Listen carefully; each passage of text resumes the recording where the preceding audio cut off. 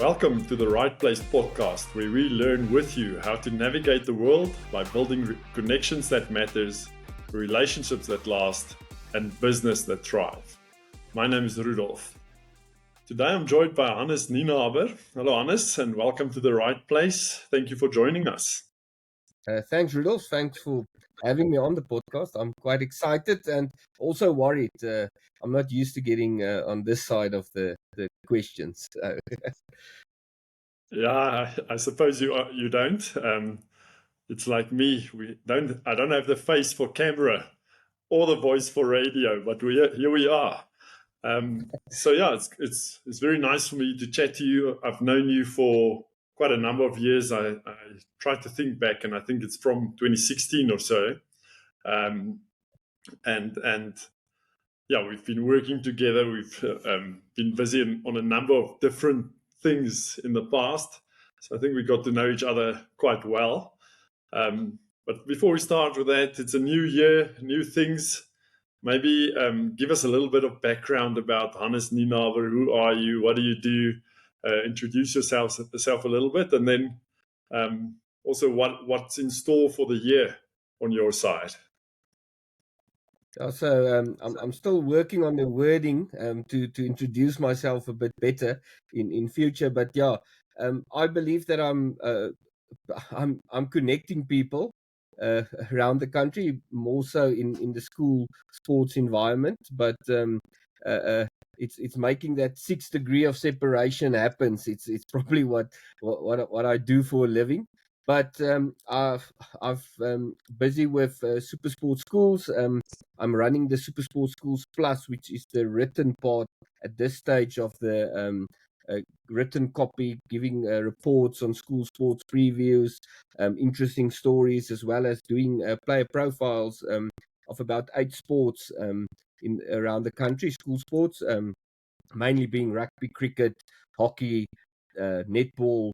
Water sports is water polo mostly, basketball as well as football. So it's a mouthful. So it's a lot of sports that we cover throughout the year. Good. So everything that's on channel 216 on Supersport or on DSTV, the written part is your work. Yes, so yeah, we cover the school sports that and the 216, as well as the streaming on the app as well. There's a lot of small sports there than is happening on 216, but yeah, it's quite exciting, and I think there's new things coming to 216 as well this year. And so you've touched on the streaming side, on video, and on sport specifically.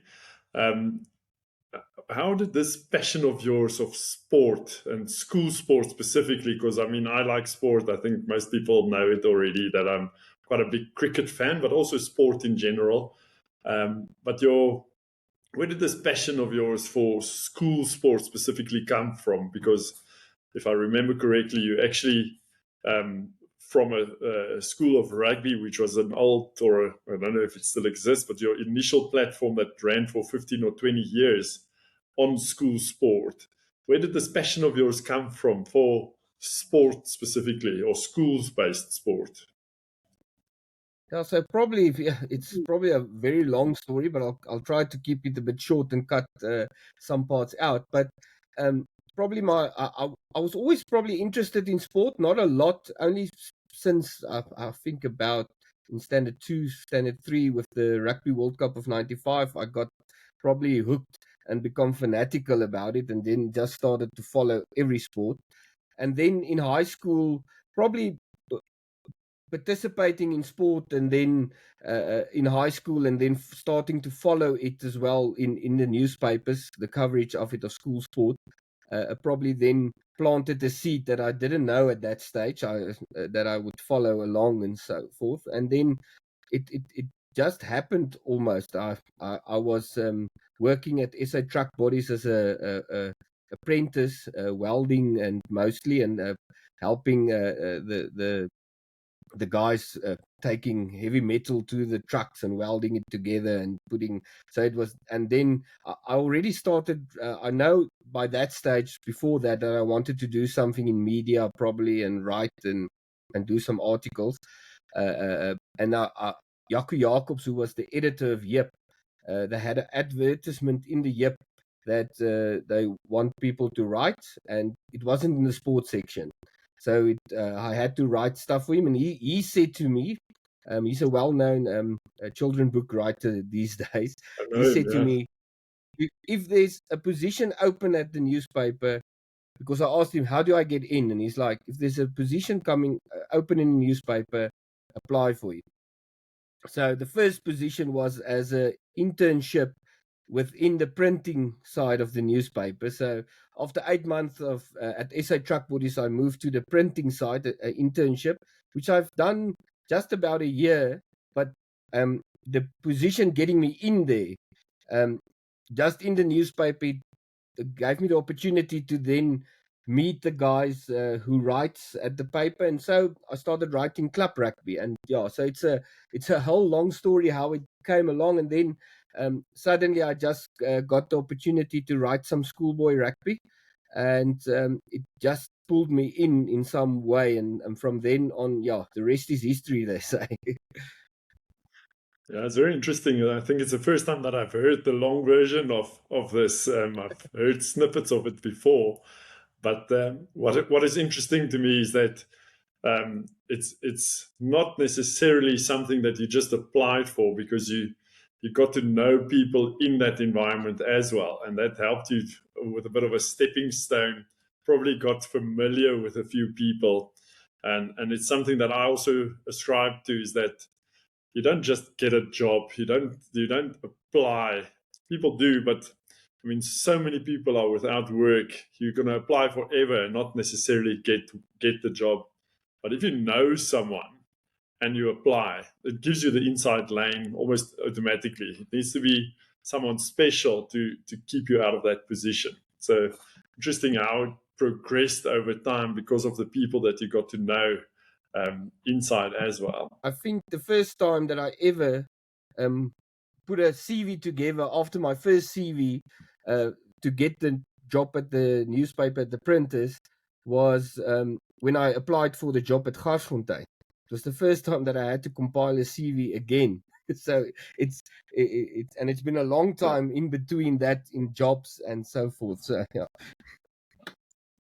That's a 15-year gap there. So as I'm saying, I want to move quickly into your business model. So obviously, Supersport's involved. It's a big organization. It's everybody knows Supersport because you can't watch any sport in South Africa almost if you don't have DSTV.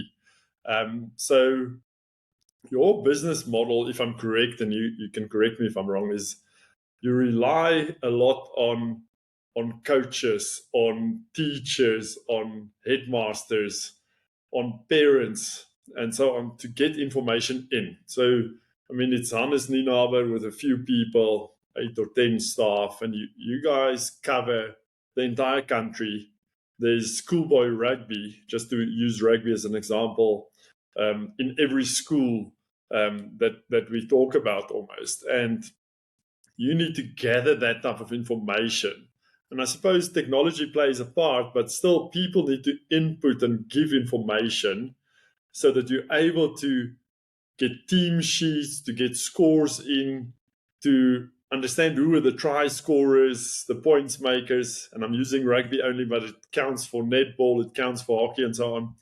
How does that business model work, firstly? And secondly, how do you get people to commit to help you in this process, to actually want to give you the information and to stay motivated during the whole season or the whole year to actually provide that type of information?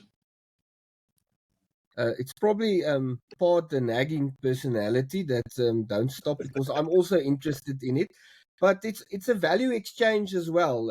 I believe there's a value exchange between me getting the info as well as them getting voices heard and getting their info out. It's building building the school's brand. It's building that coach's brand as well outside. So it's a bit of a value exchange. It's now a bit more easier than it was previously.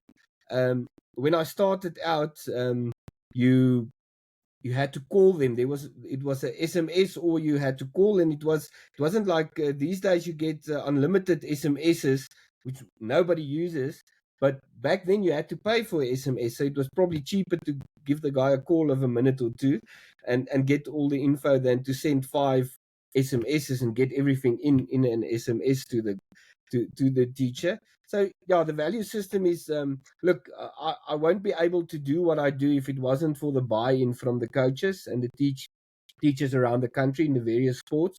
Otherwise, I won't have the info. And I always tell my team as well, it's much more difficult to cover school sports.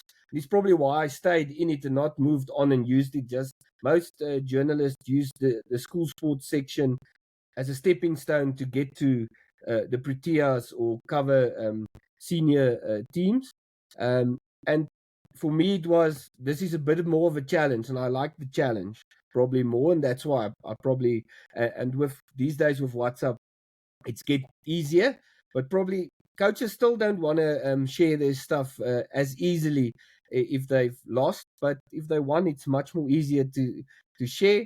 But I try to have that relationship and the understanding with them that if you send me all your losing results as well, I'll make sure that you'll get the value exchange for the big wins that you do pull through. So I think it's just to understand the value that's exchanged between us and the coaches and the teachers. So what do you see as the value of the network that you have built? Not necessarily giving value to the person on the other side, because I do get it. I think it is important. If you're an up-and-coming coach, you come through the school structure. Think about a guy like Jake White, came through school system as well and went to the Springboks, and then upgraded to the Bulls.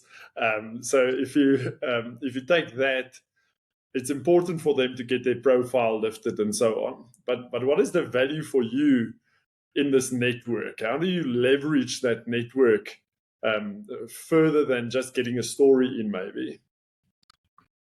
So there's also a bit of coaches need information as well, and it's not sharing secrets and stuff that I probably know. It's more of a when it started out. So when I started, it was covering just probably mostly Free State, and then I realized that every Sunday when 9 o'clock before church, when I chatted Dries van der Wal, who was coaching Grey College, he still didn't know what did Paul Roos do, what did Grey High do, because they will be playing him the next 2 weeks. So it's probably from there that it grew out from just being a Free State based school sports results and info, and so it was firstly that, and it's still in the rural areas.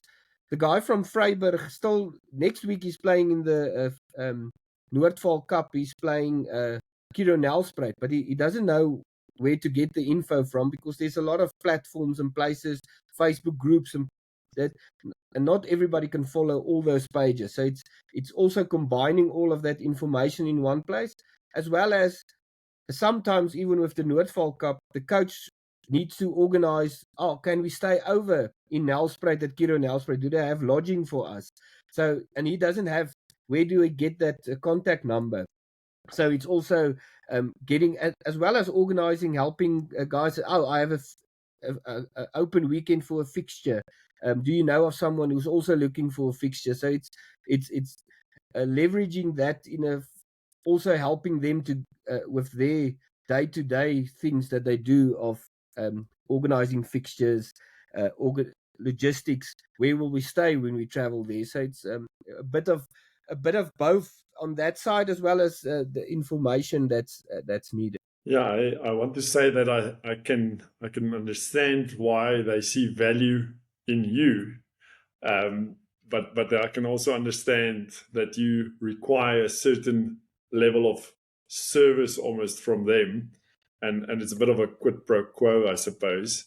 Um, if you think about networking and versus relationship, from what I've heard, it sounds to me more like a relationship building exercise versus just networking. Networking can sometimes be, but but impersonal. Whereas I think from your side, it sounds like guys become a little bit more familiar. So, what is your take on the difference between relationships versus just networking, and what's how do you utilize both of these in what you do? So it's I think it's become a bit more networking these days than relationship building, which is sad, because it's the amount has just become too much to build a proper relationship with each of the coaches. But it's still it gets there with if a coach stays long enough within the system, it becomes a relationship after some time. So I want to start this with a bit of a story as well, because when I was when I was thinking about this podcast and what we will chat about, I was like, how did it all start? How did this networking start? So um, only the second ever school rugby game that I covered, third overall, was a weekday match between Harmony Sports Academy and Jim Fouchier at Jim Fouchier's rugby field in Bloemfontein. And I knew no one. Um, and I went to the field, walked there, went to Hein van der Walt to coach Jim Fouchier at that stage. He asked him for his number. I explained who I was, what I'm going to cover school sports in future, got his contact number. And after the game, I also went to Jacques Juries, he's now the Griffins head coach. Went to him, got his number to get the info, because I also needed the team sheets from them. Those days there wasn't Boxmart and stuff. There weren't team sheets readily available. I stood with the coach while he was watching the game, writing down the names on a piece of paper. So it's probably the first team sheets that school rugby had seen there for a bit. In the 80s, there were in the newspapers team sheets. And from those two guys who I made contact with, I got about, I would say, 40 of the other numbers within the networking. So I called Hein. Because he also then mentioned Central is playing Heatherdale on this Saturday in Heatherdale, and I was like, okay, can you give me a guy from Central and Heatherdale's number? And he's like, no, you can give me only Central's number. So I got Dion van Wyck's number. So it's a build out from that got to, I think it's now over 3,000 numbers on my phone of schoolboy coaches and that. So it just came from that. Interactions, and they seeing that I put value in, and it grew exponentially from there, because of then the coaches saw, and they wanted to get in contact. So that's part of the network building, but it's important. Probably if you scale businesses bigger, it's difficult to do that relationships, but it's in what we do, it's quite important, because we work with communities, and communities is all about relationship. And I tap into probably 340 just rugby communities on every Saturday during the season. It's not even the netball, because the netball is a different community than the rugby community, and the hockey community is a different. I don't know how to quantify that at all at this stage. Maybe if I get smarter with age and more experienced, Yeah, I I will be suppose able the to. monetary, yes, I suppose the monetary value of that network is something else. But the gathering of information, and then if you wrote something that someone doesn't like, they might not be as forthcoming the next time. So how do you how do you actually manage that, in that the one team got a big hiding, or some inside story maybe that is going to change the viewer numbers on your site completely. But how do you manage that, where you have to deliver negative news to the public, but it's almost, can I say, in public interest, without negatively affecting your relationship with this coach or headmaster or the player's parents or someone. Yeah, so I think it's a word that probably gets thrown a lot in business as well. But the most important part of it for me is your integrity. And if you the once it's been compromised, you're in trouble. And it helps if you keep your integrity in situations like that. Uh, it, it's the most important part, and you just deal with the facts. I see journalism as being a mirror. I'm not doing the act that probably gets that. I'm just telling the story, and it's important to understand that you're just telling the story. Probably, but it becomes more difficult the longer you in doing one beat to just tell the story, because sometimes you become part of the story then, and it's then it becomes difficult to keep that integrity intact. So, but with you get articles that difficult, and then you have to tell both sides of the story and let your readers decide which side they side with. So it's probably one good example of it is I've done an article where schools didn't want to play against Garsfontein in 2015, 2014. Can't remember precise.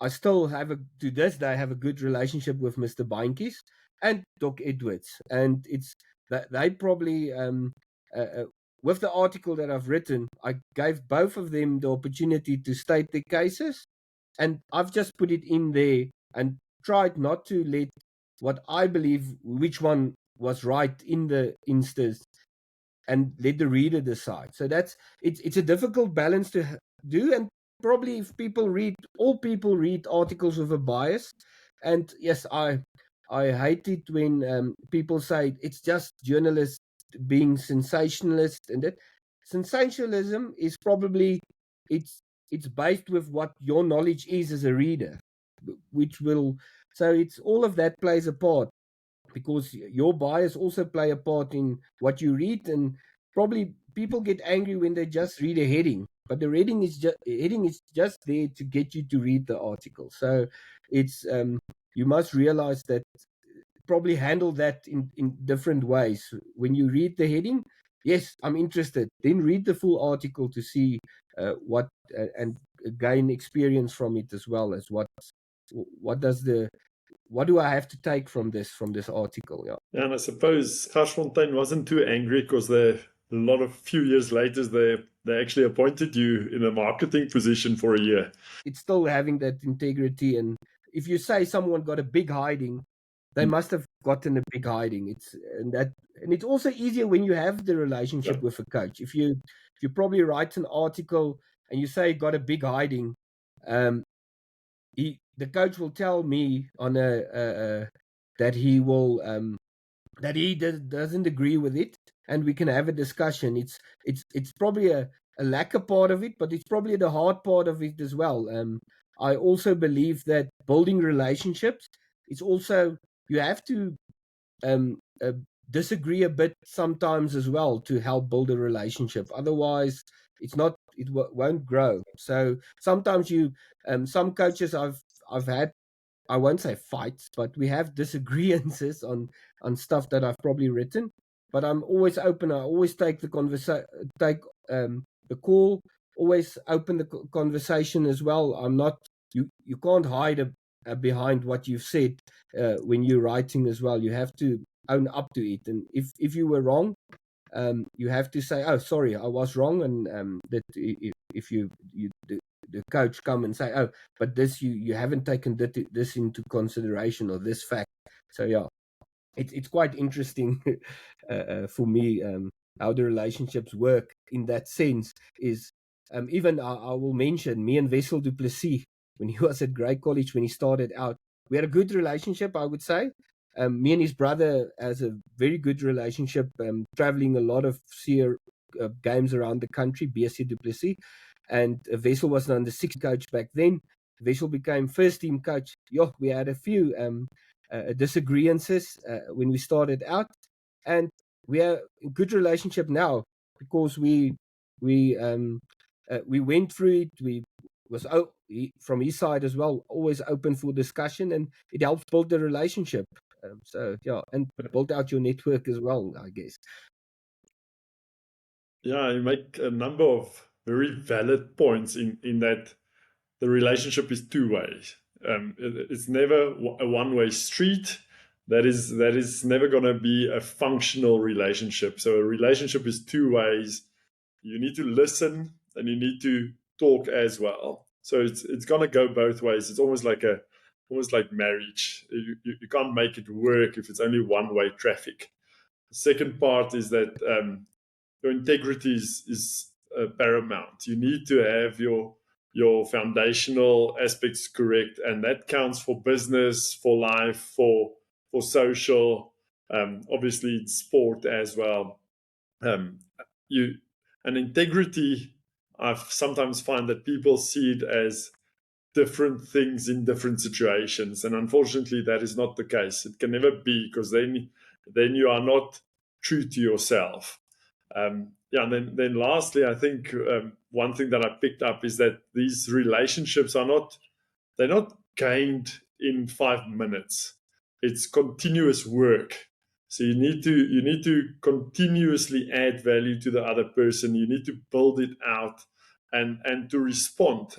I've had a coffee with you once where I think we sat for an hour, and I had about 20 minutes of your time because your phone's off the hook. It just goes mad. And I think certain times within season, I don't know how you manage the phone, but that is also something, is to be available, to give something as well, and not necessarily to give because you want something back, but just to provide value to the other person.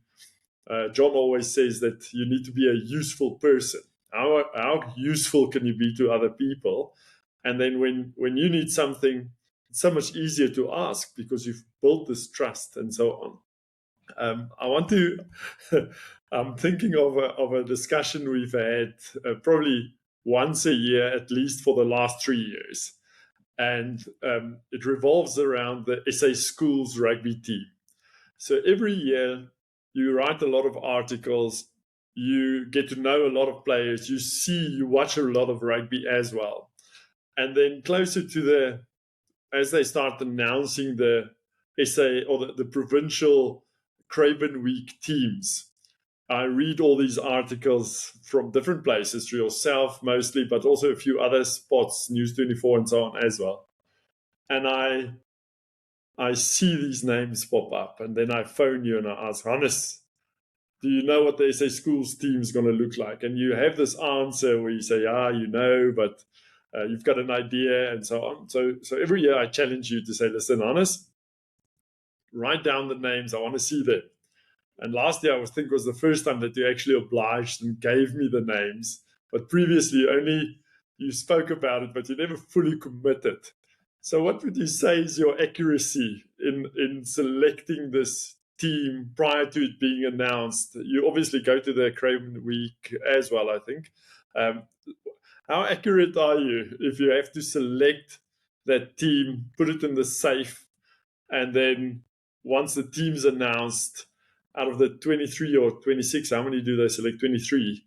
How accurate do you gauge yourself, or do you reckon you are?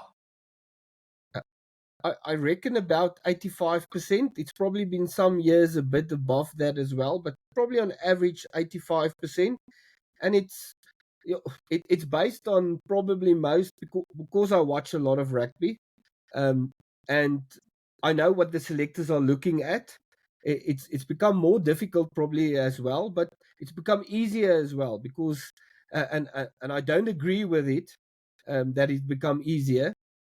Why it's become easy? It's become easier because the selectors also have bias, because they watch a bit more rugby than they usually watch, because it's available everywhere. It's streamed, it's on TV, much more. That there's more coverage on it than ever before. But when you've seen a player already at Noordside, at Wildeklawe, which all these selectors go to, you were at the Figart Park Sports Day, you were suddenly the game's on TV, you've seen a player 7 times before he gets to the Craven Week. It plays a role in your bias, the selectors, in my bias as well. And probably that's why I become better at picking the side as well beforehand, because I also realized that there's biases that plays a role in selecting. It does. It's rugby is not like cricket or athletics where there's stats. Yes, there is stats also, but the stats is not as much. So good performances before the week also plays a big role in getting yourself noticed for to get to the SA school side. It's interesting. It's the pinnacle of schoolboy rugby, and I suppose a lot of parents potentially put a lot of pressure on yourself as well to almost leverage your ability to write about the kid to enable you their profile to lift. Do you find that pressure tenuous? Does it impact you, or and then also how do you handle that type of situation where a parent would just nag you or bug you or bribe you or utilize the familiarity with you to for their own gain? Yeah, how do you keep it professional? Yeah. So it's one of the main reason why I started doing what I'm doing with school sports. And I will always, that's probably what you have to remember where you come from. And part of it is um, when I started out, yes, reading the Yep articles, I didn't know how it worked at all at the newspaper back then. And yes, we had a good team in Matric um, at RTS Kimberley. And yes, we usually just, our result was one sentence at the bottom. And I was like, yes, we went to the semifinals. We made it to there. Why haven't we? I now afterwards now realize it's about. I think nobody have before then. It was Oaks who had senior beats as well, and they were asked, "Oh, there was school rugby this weekend. Please do us an article." So they didn't have the connections and the relationship and the network within the schools. So that played a part. But back then, why I started, I was like the guy who's becoming a professional rugby player, the Jan Serfonteins, the Johan Goossens, which I cover at Grey. I believe that it's even in the newspaper environment, the guy from Brandfort, who's Michael Marx, or the Francie Fouris, or the Andrade brothers, who's now the Spa in Brandfort. It was their fathers. They're running it, I think, now. Two props of Brandfort. They're just as important. So the Oak is going to be a plumber someday, or a Springbok is also playing schoolboy rugby. So for me, it's if they have a good game, they should also be mentioned. So, and that's the main basis of what I believe in covering school sports is giving recognition where it's needed. And you can't criticize, which is a lack of part of schoolboy sports. A guy's going to become a plumber or a CA or a lawyer. You can't, on his rugby ability, then criticize him at schoolboy level. But if a guy's going to be a Springbok, probably you can criticize a little bit, but not a lot. But it's realizing that you're working with schoolboy kids who's going to play different roles within the bigger community in South Africa, in their communities as well, in towns. Yeah, it's interesting. I quite enjoy the conversation. So, firstly, thank you, Hannes. I appreciate your time. It's always interesting. I think we can sit for half a day and we can carry on talking about school sport and inside info and so on, which I always quite like. But thanks for your time, firstly. Secondly, if people want to get in contact with you, is there some contact details, an email address or so that you can maybe quickly say that we can share with people who want to send you information or want to connect with you on that? Yeah, so my email address is just Hannes, Hannes, at superschoolsnews.co.za. Yeah, so it's a easy email. All my emails go to that. So, but if you Google probably as well, you will find find it somewhere there on the internet. Yeah, it's all over. Yeah. So thank you very much. I think from what I gather today is that network, the importance of a network to enable you to do what you do. So it's not like normal. The rest of us, we network mostly because we want to get clients, whereas yours is the other way around. The network is actually the core of the business here, because you're not going to be able to do what you do if that supply chain of yours didn't work. And I think the value in that and how you manage that is key for me in trying to see how you get to the point where we can read it on a Sunday in the report or on the website as well. Yeah, thanks for your time. Good luck for the year. I look forward to publishing the SA Schools team this year before it is announced. But I won't do that. I'm just teasing you. But yeah, thanks for your time, Hannes. And thanks to everyone who watched. We appreciate the little bit of feedback that we're getting, and we enjoy the conversation with you as well. And yeah, have a great week. Goodbye.